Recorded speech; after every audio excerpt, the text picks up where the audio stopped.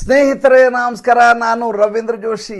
ಈ ಬಾರಿಯ ಮಾನ್ಸೂನ್ ಅಧಿವೇಶನದಲ್ಲಿ ಏನು ಒಳ್ಳೆ ಕೆಲಸ ಆದವೋ ಇಲ್ಲವೋ ಗೊತ್ತಿಲ್ಲ, ಒಂದಂತೂ ಬಹಳ ದೊಡ್ಡ ಕೆಲಸವನ್ನು ನಮ್ಮ ನರೇಂದ್ರ ಮೋದಿ ಅಮಿತ್ ಶಾ ಅವರು ಮಾಡಿಬಿಟ್ರು.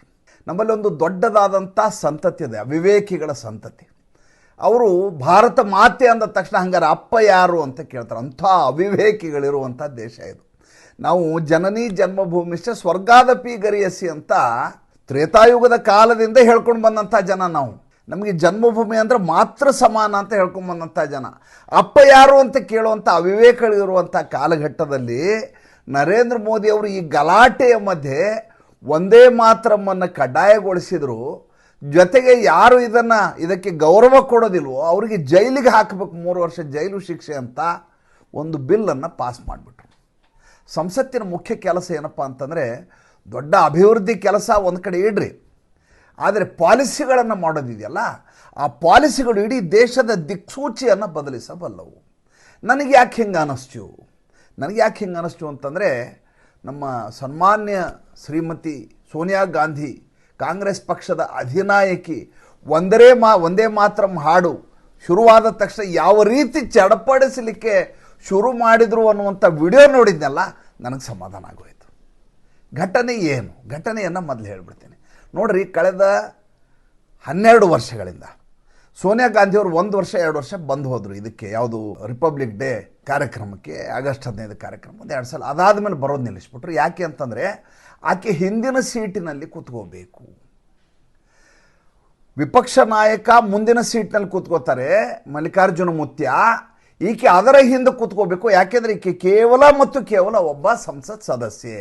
ಉಳಿದ ಎಲ್ಲ ಸಂಸತ್ ಸದಸ್ಯರಿಗಿರುವಂಥ ಶಿಷ್ಟಾಚಾರಗಳೇನಿದ್ದಾವೆ, ಗೌರವ ಏನಿದೆ, ಅದು ಕೂಡ ಈಕೆಗೆ ದಕ್ಕತ್ತೆ ವಿನಃ ಅದಕ್ಕಿಂತ ಹೆಚ್ಚಿನದು ಅಧಿನಾಯಕಿ ಅಂತ ತೋರಿಸುವಂಥ ನರೇಂದ್ರ ಮೋದಿ ಅಥವಾ ಅಮಿತ್ ಶಾ ಪಕ್ಕಕ್ಕೆ ಕೂಡುವಂಥ, ಇಲ್ಲ ಮಲ್ಲಿಕಾರ್ಜುನ ಮುತ್ಯಾನ ಪಕ್ಕಕ್ಕೆ ಕೂಡುವಂಥ ಅವಕಾಶ ಕೂಡ ಈಕೆಗೆ ಇರೋದಿಲ್ಲ. ಇದನ್ನು ಸಹಿಸಲಿಕ್ಕೆ ಈ ಕುಟುಂಬಕ್ಕೆ ಸಾಧ್ಯ ಆಗೋದಿಲ್ಲ. ಏಕೆಂದರೆ ಇವರಿಗೆ ಭಾರತ ದೇಶ ಅನ್ನೋದು ಪಿತ್ರಾರ್ಜಿತ ಆಸ್ತಿ. ಹೀಗಾಗಿ ಅವರು ಕೆಂಪು ಕೋಟೆಗೆ ಬರೋದಿಲ್ಲ, ರೆಡ್ ಫೋರ್ಟ್ನ ಭಾಷಣವನ್ನು ಕೇಳೋದಿಲ್ಲ. ಅದಕ್ಕಿಂತ ಹೆಚ್ಚು ಉರಿ ಏನಪ್ಪ ಅಂದರೆ, ಬರ್ನಾಲೆಯಲ್ಲಿ ಅಂದರೆ ನರೇಂದ್ರ ಮೋದಿ ಅಲ್ಲಿ ನಿಂತು ಭಾಷಣ ಮಾಡ್ತಾರೆ, ನಾವೆಲ್ಲ ಎದುರು ಕೂತು ಕೇಳೋದು, ಚಪ್ಪಾಳೆ ಹೊಡೆಯೋದು ಅಂದರೆ ಇದಕ್ಕಿಂತ ಅವಮಾನ ಇನ್ನೇನಿರ್ಲಿಕ್ಕೆ ಸಾಧ್ಯ ರೀ.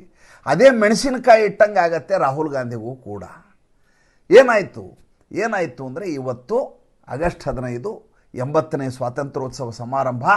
ಮಲ್ಲಿಕಾರ್ಜುನ ಮುತ್ಯ ಮತ್ತು ಸೋನಿಯಾ ಗಾಂಧಿ ತಮ್ಮ ಇಂದಿರಾ ಭವನದ ಮುಂದಿರುವಂಥ ತಮ್ಮ ಪಕ್ಷದ ಕಚೇರಿಯ ಮುಂದೆ ಸ್ವಾತಂತ್ರ್ಯೋತ್ಸವವನ್ನು ಆಚರಣೆ ಮಾಡಬೇಕು. ಅಲ್ಲಿ ಬರೋಂಗಿಲ್ಲ ಅಂದರೆ ಯಾಕೆ ಬರಲಿಲ್ಲ ಅಂತ ಹೇಳ್ಬೇಕಲ್ಲ, ಅದಕ್ಕೆ ಇಲ್ಲಿ ಮಾಡಿ ತೋರಿಸ್ಬೇಕು ಅವರು. ಇಲ್ಲಿ ಮಾಡಿದ ಮೇಲೆ ಈಗ ಒಂದು ಕಡ್ಡಾಯ ಕಾನೂನಿದೆ. ಏನು? ಒಂದೇ ಮಾತ್ರ ಮಾಡಲೇಬೇಕು.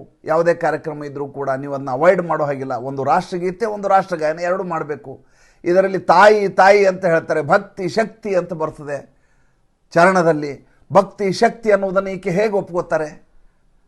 ಸೋನಿಯಾ ಮೇಡಮ್ ಅವ್ರಿಗೆ ಆಗೋದಿಲ್ಲ ಇದು. ಅವರು ಇವತ್ತಿನವರೆಗೂ ದೀಪಾವಳಿ ಹಬ್ಬ ಆಚರಿಸಿಲ್ಲ, ಗಣಪತಿ ಹಬ್ಬ ಆಚರಿಸಿಲ್ಲ, ನಮ್ಮ ದಹಿ ಹಂಡಿ ಗೊತ್ತಿಲ್ಲ, ಗೋಕುಲಾಷ್ಟಮಿ ಗೊತ್ತಿಲ್ಲ. ಅವ್ರಿಗೆ ಗೊತ್ತಿರೋದು ಒಂದೇ ಒಂದು ಕ್ರಿಸ್ಮಸ್ಸು. ಅದು ಬಿಟ್ಟರೆ ಬೇರೆ ಯಾವ ಹಬ್ಬಗಳನ್ನು ಅದ್ರ ಬಗ್ಗೆ ಶುಭಾಶಯ ಹಾಕೋದಿಲ್ಲ, ಅದನ್ನು ಪ್ರಸ್ತಾಪ ಮಾಡೋದಿಲ್ಲ, ಒಂದು ಫೋಟೋ ತೆಗೆಸ್ಕೊಂಡಿಲ್ಲ, ಒಂದು ಟ್ವೀಟ್ ಮಾಡಿಲ್ಲ. ಪಕ್ಕಾ ಮತಾಂಧ ಮುಸಲ್ಮಾನ ಹೇಗಿರ್ತಾನೋ ಅದಕ್ಕಿಂತ ಕೆಟ್ಟ ರೀತಿಯ ಒಬ್ಬ ಕ್ಯಾಥೋಲಿಕ್ ಕ್ರಿಶ್ಚಿಯನ್ ಆಗಿ ಇವತ್ತಿನವರು ಸೋನಿಯಾ ಗಾಂಧಿ ತನ್ನ ನಡೆನುಡಿಯ ಮೂಲಕ ಸಾಬೀತುಪಡಿಸಿದ್ದಾರೆ. ಅವರಿಗೆ ದೊಡ್ಡದಾದಂಥ ಒಂದು ಸವಾಲು ಎದುರಾಗಿಬಿಡ್ತದೆ. ಅದೇನಪ್ಪ ಅಂದರೆ, ಇವತ್ತು ಒಂದೇ ಮಾತರಂ ಹಾಡಬೇಕು. ಅಲ್ಲಿ ಒಂದೇ ಮಾತರಂ ಶುರುವಾಗತ್ತೆ. ಶುರು ಆದ ತಕ್ಷಣ ಮಲ್ಲಿಕಾರ್ಜುನ ಮುತ್ಯಾನ ಪಕ್ಕಕ್ಕೆ ನಿಂತಿರ್ತಾರೆ, ಚಡಪಡಿಸಲಿಕ್ಕೆ ಶುರು ಮಾಡ್ತಾರೆ.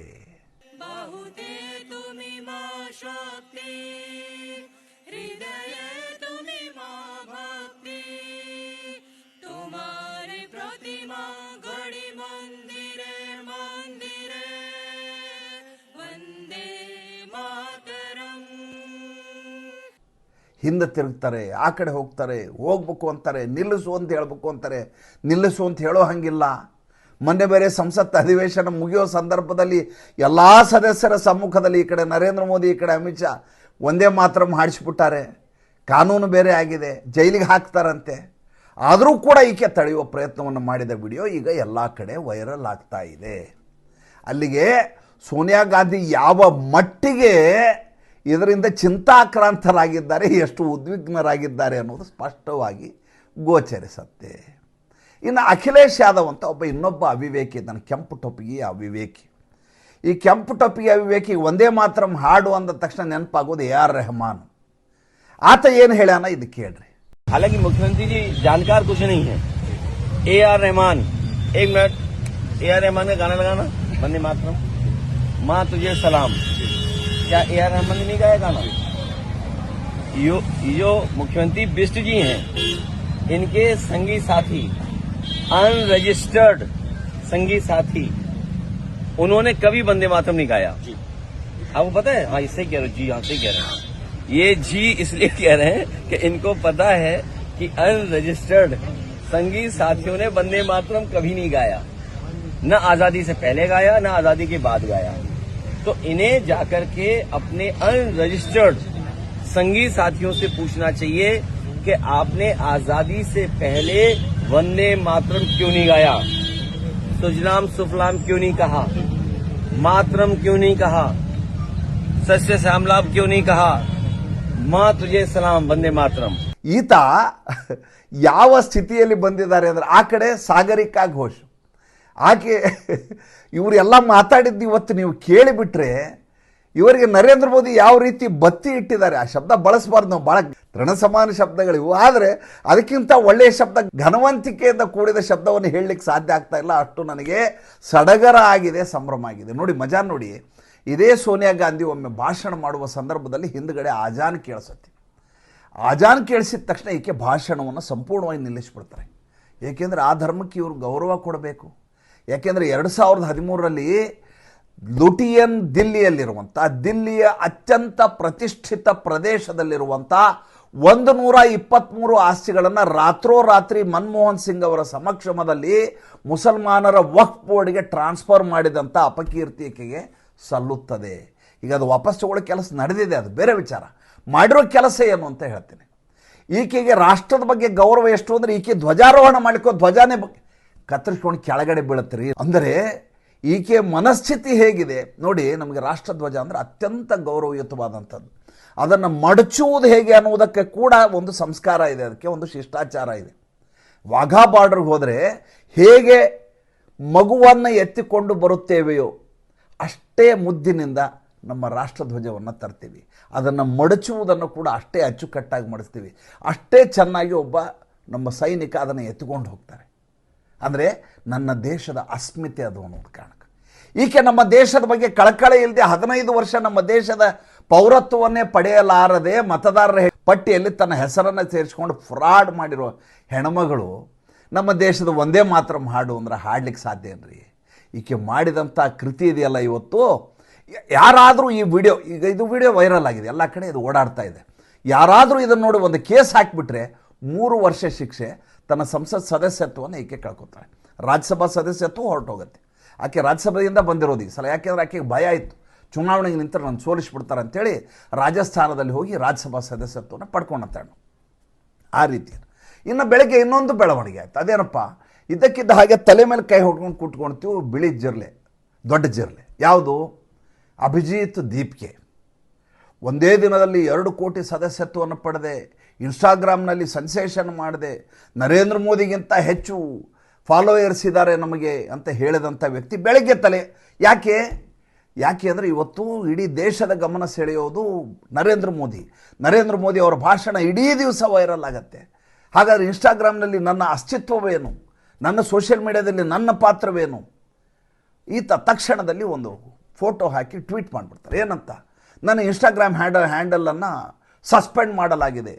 ಭಾರತೀಯ ಜನತಾ ಪಾರ್ಟಿಯ ಸರ್ಕಾರ, NDA ಸರ್ಕಾರ ಈ ರೀತಿಯ ಸೇಡನ್ನು ತೀರಿಸ್ಕೋಬಾರ್ದು. ಅಲ್ಲ ರೀ, ಇನ್ಸ್ಟಾಗ್ರಾಮನ್ನು ಹೇಗೆ ಬೇಕೋ ಹಾಗೆ ಅದರ ಮೇಲೆ ಅತ್ಯಾಚಾರ ಮಾಡಿ 600 ಪಟ್ಟು ವ್ಯೂಸ್ ಬರೋ ಹಾಗೆ, 600 ಟೈಮ್ಸ್ ಅದೇ ವಿಡಿಯೋಗಳು ಮತ್ತೆ ಮತ್ತೆ ಮತ್ತೆ ಮತ್ತೆ ಪುನರಪಿ ಬರೋ ಹಾಗೆ ಇಡೀ ಜಂತರ್ ಮಂತರ ಸಂದರ್ಭದಲ್ಲಿ ಮೋಡಸ್ ಆಪರೆಂಡಿ ಮಾಡಿದವರು ನೀವು. ರಾತ್ರೋರಾತ್ರಿ ಈ ದೇಶದಲ್ಲಿ ಇನ್ನಿಲ್ಲದ ಹಾಗೆ ಅರಾಜಕತೆಯನ್ನು ಸೃಷ್ಟಿ ಮಾಡಿದವರು ನೀವು. ನಿಮ್ಮ ಅಕೌಂಟನ್ನು ಹ್ಯಾಕ್ ಮಾಡೋರು ಯಾರು? ನಿಮ್ಮ ಅಕೌಂಟನ್ನು ಸಸ್ಪೆಂಡ್ ಮಾಡೋರು ಯಾರು? ನರೇಂದ್ರ ಮೋದಿ ಅವರ ಅಕೌಂಟ್ ಸಸ್ಪೆಂಡ್ ಮಾಡಿದ ಮೇಲೆ ವಾಪಸ್ ತರಿಸಲಿಕ್ಕೆ ಟೈಮ್ ಹಿಡಿದಿದೆ ನಮಗೆ. ಇನ್ನು ಈ ಅಭಿಜಿತ್ ದೀಪ್ಗೆ ಅಕೌಂಟ್ ತೊಗೊಂಡು ನಮಗೇನಾಗಬೇಕು? ಈತ ತಲೆ ಮೇಲೆ ಕೈ ಹೊತ್ತು ಗರಬಡಿದವರು ಹಾಗೆ ಗಾಬರಿಯಾಗಿ ಒಂದು ಪೋಸ್ಟ್ ಹಾಕಿಬಿಡ್ತಾರೆ, ಅಕೌಂಟ್ ಇಸ್ ಸಸ್ಪೆಂಡೆಡ್. ಎಂಥ ವಿಚಿತ್ರ ನೋಡಿ, ಕಾಕ್ರೋಚ್ ಜನತಾ ಪಾರ್ಟಿ ಹಾಕೊಂಡು ಸಸ್ಪೆಂಡ್ ಆಗಿದೆ. ಅಲ್ಲ ರೀ, 2 ನಿಮಿಷದಲ್ಲಿ ಮತ್ತೆ ವಾಪಸ್ ಪಬ್ಲಿಷ್ ಆಯಿತು. ಅದು ಹೆಂಗೆ ಪಬ್ಲಿಷ್ ಆಯಿತು ಅಂದರೆ ನೋಡಿ, ಇನ್ಸ್ಟಾದವರು ಕೂಡ ಮೆಟಾದವರು ಕೂಡ ಅದನ್ನ ಸೆಟ್ರೈಟ್ ಮಾಡಲಿಕ್ಕೆ ಅದಕ್ಕೆ ಮಾಡಬೇಕಾದಂಥ ಪ್ರೊಸೀಜರ್ ಇದೆ. ಅದಕ್ಕೆ ಅಲ್ಲಿ ಹೋಗಿ ನೀವು ಸಂಪರ್ಕ ಮಾಡಿ ಅದನ್ನು ತಿಳಿಸಿ, ಯಾವ ಕಾರಣಕ್ಕೆ ಹೋಗಿದೆ, ಯಾವಾಗ ನೋಡಿದ್ರಿ, ನೀವು ಯಾವಾಗ ರಿಜಿಸ್ಟರ್ ಮಾಡ್ಕೊಂಡಿದ್ರಿ, 108 ಪ್ರಶ್ನೆಗಳನ್ನ ಅದು ಕೇಳ್ತಾರೆ. ಕೆಲವು ಉತ್ತರ ಕೊಟ್ಟ ಮೇಲೆ ವಾಪಸ್ ಅದನ್ನ ನೀವು ತೊಗೋಬಹುದು. ನಾನು ಯೂಟ್ಯೂಬ್ ಚಾನಲ್ನ ಹ್ಯಾಕ್ ಆದಂಥ ಸಂದರ್ಭದಲ್ಲಿ ಭಾಳ ಪರದಾಡಿದಂಥ ವ್ಯಕ್ತಿ. ಯಾಕೆಂದರೆ 2 ಲಕ್ಷ ಸಬ್ಸ್ಕ್ರೈಬರ್ ಇದ್ದಾಗ ಇದ್ದಕ್ಕಿದ್ದ ಹಾಗೆ ರಾತ್ರಿ 12ವರೆಗೆ ನಮ್ಮ ಎಡಿಟರ್ ಫೋನ್ ಮಾಡಿ ನಮ್ಮ ಅಕೌಂಟ್ ಹ್ಯಾಕ್ ಆಗಿದೆ ಅಂತ ಹೇಳಿದಾಗ ಯಾವ ಸ್ಥಿತಿ ಆಗಿರ್ಬೋದು, ಎಷ್ಟು ಗರಬಡಿದ ಹಾಗೆ ಆಗಿರ್ಬೋದು ಆಲೋಚನೆ ಮಾಡಿ. ಅದನ್ನು ವಾಪಸ್ ತೊಗೊಳಿಕ್ಕೆ ಎಷ್ಟು ಕಷ್ಟ ಅಂತ ನನಗೆ ಗೊತ್ತು. ಈತನಿಗೆ 2 ನಿಮಿಷದಲ್ಲಿ ವಾಪಸ್ ಹೆಂಗೆ ಬರುತ್ತೆ ಸ್ವಾಮಿ? ಅಂದರೆ ಇಡೀ ದೇಶದಲ್ಲಿರುವಂಥ ಎಲ್ಲ ಯುವ ಪೀಳಿಗೆ, ಎಲ್ಲ ವಿದ್ಯಾರ್ಥಿಗಳು ಏಕಕಾಲಕ್ಕೆ ಗಲಾಟೆ ಮಾಡಲಿಕ್ಕೆ ಶುರು ಮಾಡಬೇಕು. ಇನ್ಸ್ಟಾಗ್ರಾಮಲ್ಲಿ ಅಭಿಜಿತ್ ದೀಪ್ಗೆ ಕಾಕ್ರೋಚ್ ಅಂತ ಎಲ್ಲ ಕಡೆ ಇದು ಆಗಿಬಿಡಬೇಕು. ಆವಾಗ ತಾನು ನೋಡು ನಾನು ವಾಪಸ್ ತೊಗೊಂಡಿದ್ದೀನಿ ಅಕೌಂಟ್ ಅಂತ ಹೇಳಬೇಕು ಅಂತ ಈತನ ಲೆಕ್ಕಾಚಾರ. ಇದ್ದಕ್ಕಿದ್ದ ಹಾಗೆ ಡಮಾರಂತು ಪೇಜ್ ಓಪನ್ ಆಗಿಬಿಡ್ತು, ಹುಚ್ಚ ಆಗ್ಬಿಟ್ಟ. ಕಾಕ್ರೋಚ್ ಜನತಾ ಪಾರ್ಟಿಯ ಸ್ಥಿತಿ ಇದು ಹೇಗೆ ಅಂತಂದರೆ, ಇದು ಇಲ್ಯೂಷನ್, ಇದೊಂದು ನೀರಿನ ಗುಳ್ಳೆ. ದೊಡ್ಡದಾಗಿ ಕಾಣುತ್ತೆ, ಅದರ ಮೇಲೆ ಕಾಮನಬಿಲ್ಲಿನ ಚಿತ್ರ ಕಾಣುತ್ತೆ, ಬೆಳಕು ಬಿದ್ದ ತಕ್ಷಣ ಏನು ಸುಂದರವಾಗಿದೆ ಅನಿಸುತ್ತೆ, ಕ್ಷಣಾರ್ಧದಲ್ಲಿ ಟಪ್ ಅಂತ ಒಡೆದೋಗ್ಬಿಡುತ್ತೆ. ಸಿಂಧುವಿನ ಮೇಲಿನ ಬಿಂದುವಿನ ಹಾಗೆ ಅಂತ ಹೋಗ್ಬಿಡ್ತದೆ. ನಿನ್ನೆ ಈತ ರಾಂಕ ಅಂತ, ಈ ರಾಂಕ ಆಶುತೋಷ್ ರಾಂಕ ಅಂತ ಇದ್ದಾನೆ, ಹೆಸರು ಕೂಡ ಮರ್ತೋಗ್ತಾ ಒಂದೊಂದ್ಸಲ. ರಾಜಸ್ಥಾನಕ್ಕೆ ಹೋಗಿದ್ದಾನೆ. ಹೋಗಿ ಅಲ್ಲಿ ಸ್ಕೂಲ್ಗಳ ಸಮೀಕ್ಷೆ ಮಾಡ್ತಾನಂತೀವನು. ಅಲ್ಲಿ ಹೋಗಿ ಗಲಾಟೆ ಮಾಡ್ತಾ ಇದ್ದಾನೆ. ಸಬ್ ಇನ್ಸ್ಪೆಕ್ಟರ್ ಬಂದಿದ್ದಾರೆ. ಸಬ್ ಇನ್ಸ್ಪೆಕ್ಟರ್ ಬಂದು ಸಬ್ ಇನ್ಸ್ಪೆಕ್ಟರ್ ಹೊಡಿಲಿಕ್ಕೆ ಹೋಗ್ತಾನೆ ಇವನು. ಅಂದರೆ ಅವ್ರಿಗೇನು, ಹಮೇ ಧರ್ಮೇಂದ್ರ ಪ್ರಧಾನಕ್ಕೂ ನೀಚೆ ಉತ್ತರಾಯ ಹೈ ಹಮ್ ಲೋಗ್ ತುಮ್ ಲೋಗ್ ಕ್ಯಾ ಮುಜೆ ಅಂತ ನಾವು. ಧರ್ಮೇಂದ್ರ ಪ್ರಧಾನ್ ಕೇಂದ್ರ ಸಚಿವರನ್ನ ಕೆಳಗೆ ಇಳಿಸ್ತವ್ರು ನಾವು, ನೀನು ಯಾಕೆ ಇಡೋದು ತಪ್ಪಲು ಅಂತ ಸಬ್ ಇನ್ಸ್ಪೆಕ್ಟರ್ ಕೇಳ್ತಾ ಇದ್ದಾನೆ. ಯೂನಿಫಾರ್ಮ್ ಮೇಲೆ ಇದ್ದವ್ರಿಗೆ, ಯೂನಿಫಾರ್ಮ್ ಮೇಲೆ ಇದ್ದಂಥ ಪೊಲೀಸರಿಗೆ ಹೊಡಿಲಿಕ್ಕೆ ಹೋಗ್ತಾನೆ.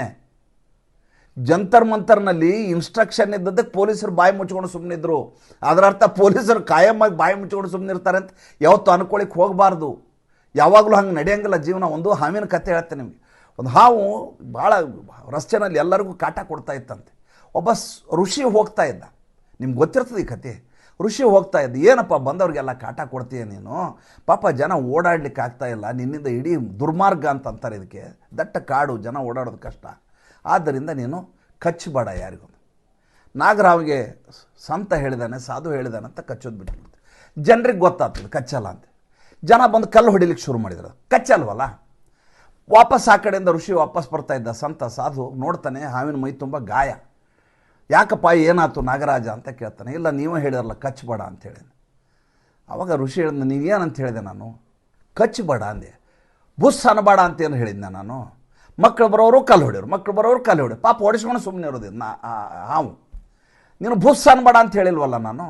ಬುಸ್ ಆದರೂ ಓಡಿ ಹೋಗಿರೋರು, ನೀನು ಅದನ್ನೂ ಮಾಡಲಿಲ್ವ ಅಂತ. ಹಾಗೆ ಒಂದು ಸಲ ಸುಮ್ಮನಿದ್ರವರು ಬುಸ್ ಅನ್ನಲಿಲ್ಲ ಅಂದ, ಅದರ ಅರ್ಥ ಖಾಯಮಾಗಿ ಸುಮ್ಮನಿರ್ತಾರೆ ಅಂತ ತಿಳ್ಕೊಂಡ್ರೆ ಅದಕ್ಕಿಂತ ಮೂರ್ಖತನ ಇನ್ಯಾವುದಿದೆ. ಆಮೇಲೆ ಇವರು ಟಾರ್ಗೆಟ್ ಮಾಡೋದು ನೋಡಿ ಹೆಂಗಿದೆ ಅಂದರೆ, ಇವರು ಟಾರ್ಗೆಟ್ ಮಾಡೋದು ಎಲ್ಲೆಲ್ಲಿ BJPಯ ಸರ್ಕಾರ ಇದೆಯೋ ಅಲ್ಲೇ ಹೋಗೋದು. ರಾಜಸ್ಥಾನಕ್ಕೆ ಹೋಗ್ತಾರೆ, ಮಧ್ಯಪ್ರದೇಶ ಹೋಗ್ತಾರೆ, ಪಂಜಾಬ್ಗೆ ಯಾಕೆ ಹೋಗಲ್ಲ? ಪಂಜಾಬದಲ್ಲಿ ಬೆಳಗ್ಗೆ ಎದ್ರೆ ಲಾಠಿ ಚಾರ್ಜ್ ಆಗುತ್ತೆ, ಅಲ್ಲಿ ಹೋಗಲ್ಲ. ನೋಡಿ ಜಾರ್ಖಂಡ್ನಲ್ಲಿ ಇವತ್ತು ತಿರಂಗಾ ಯಾತ್ರಾ ಅಂತ ಪಾಪ ವಿದ್ಯಾರ್ಥಿಗಳು ಕೈಗೊಂಡಿದ್ರು. ಆ ಹುಡುಗರಿಗೆ ಬಾಯಿಗೆ ಬಂದು ಹೆಂಗೆ ಸಾಧ್ಯವೋ ಹಂಗೆ ಲಾಠಿ ಚಾರ್ಜ್ ಮಾಡಿದ್ದಾರೆ, ಹೋಗ್ಲಿಕ್ಕೆ ಬಿಟ್ಟಿಲ್ಲ, ಕೇಸ್ ಹಾಕಿದ್ದಾರೆ.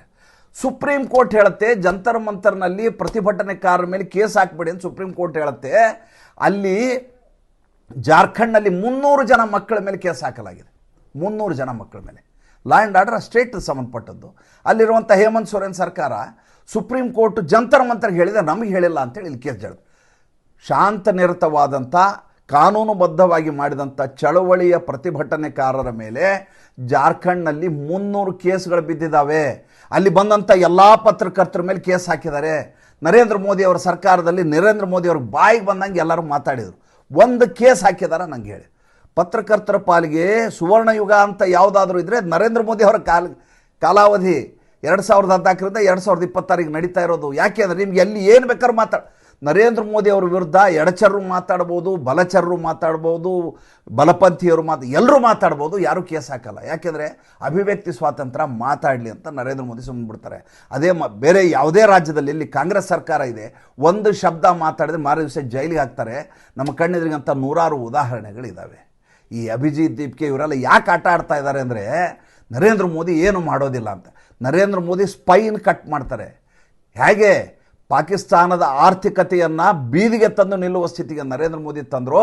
ಅದೇ ರೀತಿ ಆನ್ಲೈನ್ ಕೋಚಿಂಗ್ ಅನ್ನುವಂಥ ಒಂದು ಹೊಸ ಫ್ರೀ ಆನ್ಲೈನ್ ಕೋಚಿಂಗ್ ಅನ್ನುವಂಥ ಒಂದು ಹೊಸ ಮಾದರಿಯನ್ನು ನರೇಂದ್ರ ಮೋದಿ ಬಿಡ್ತಾ ಇದ್ದಾರೆ. ಈ ದೇಶದ ಶಿಕ್ಷಣ ವ್ಯವಸ್ಥೆಯಲ್ಲಿ ಆಗುವಂಥ ಕ್ರಾಂತಿಯನ್ನು ಸುಮ್ಮನೆ ನೀವು ಗಮನಿಸಿ ನೋಡಿ. ಏನು ಹೇಳಲ್ಲ ನಾನು, ಉತ್ಪ್ರೇಕ್ಷೆ ಆಗುತ್ತೆ. ಮತ್ತೆ ಮುಂದಿನ ಸಂಚಿಕೆಯಲ್ಲಿ ಮಾತಾಡ್ತೀನಿ. ಸಂಚಿಕೆ ಇಷ್ಟ ಆದರೆ ಲೈಕ್ ಮಾಡಿ, ಫಾಲೋ ಮಾಡಿ, ಶೇರ್ ಮಾಡಿ. ಭಾನುವಾರದ ಹರಟೆಗೆ ಅದ್ಭುತವಾದಂಥ ಕತೆ ಮಟೀರಿಯಲನ್ನು ರೆಡಿ ಮಾಡ್ಕೊಂಡಿದ್ದೀನಿ. ನಾಳೆ ಬೆಳಗ್ಗೆ ಸಿಗೋಣ. ನಮಸ್ಕಾರ.